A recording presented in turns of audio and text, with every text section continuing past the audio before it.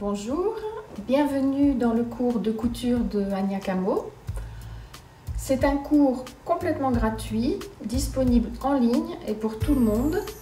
Dans ce cours, je vous apprendrai la couture pour fabriquer, coudre des vêtements de A à Z, d'un niveau de base jusqu'à un niveau déjà intermédiaire avancé.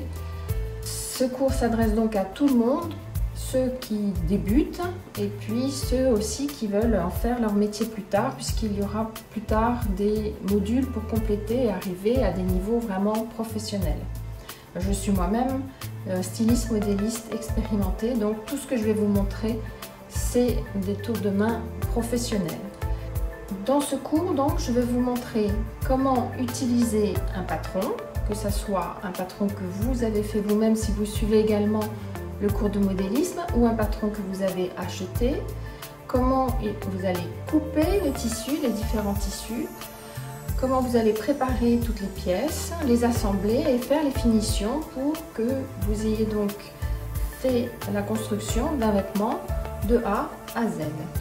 Si vous rencontrez un problème qui vous bloque durant ce process, et que vous ne comprenez pas comment vous en sortir, vous pouvez toujours me contacter. Il y aura toujours possibilité d'avoir mon aide en direct. Et si jamais votre problème me semble intéressant pour les autres personnes qui suivent ce cours, j'en tirerai une petite vidéo pour que tout le monde puisse en profiter, mais ceci toujours gratuitement.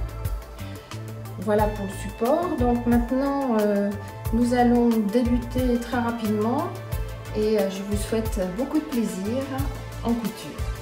À bientôt!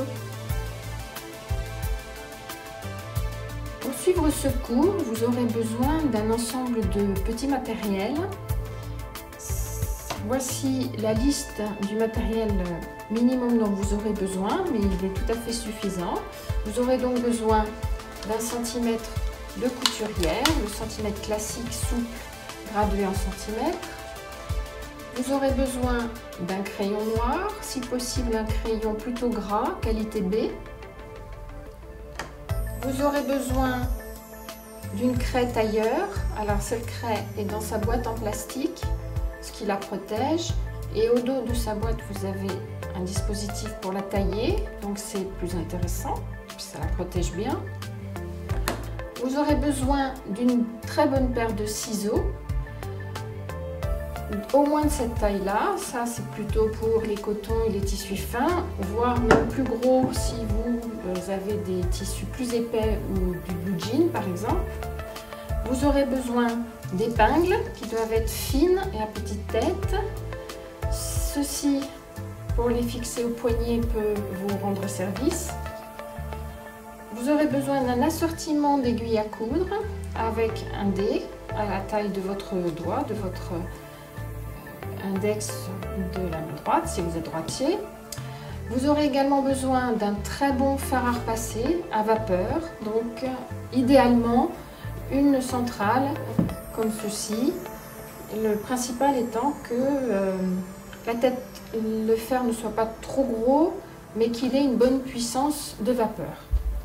Et je vais vous présenter également les différents types de machines à coudre dont vous pourriez avoir besoin. Voici les différents types de machines dont vous pourriez avoir besoin pour réaliser vos vêtements ou même pour plus tard travailler comme couturière professionnelle. En premier, voici une machine à coudre. Elle est plutôt simple, je vous conseille de commencer avec celle-ci si vous n'en avez pas, ce genre-là. Il peut être très intéressant de commencer avec un modèle qui s'appelle Heavy Duty. En général, vous trouverez les lettres HD dans le nom, dans la référence de la machine, parce que ça vous permettra de faire aussi bien de la confection de vêtements que du tissu d'ameublement, des rideaux, des stores, et c'est très utile dans une maison. Deuxièmement, vous avez ce genre de machine, beaucoup plus sophistiquée, avec beaucoup d'électronique, beaucoup de possibilités de différents points et de réglages.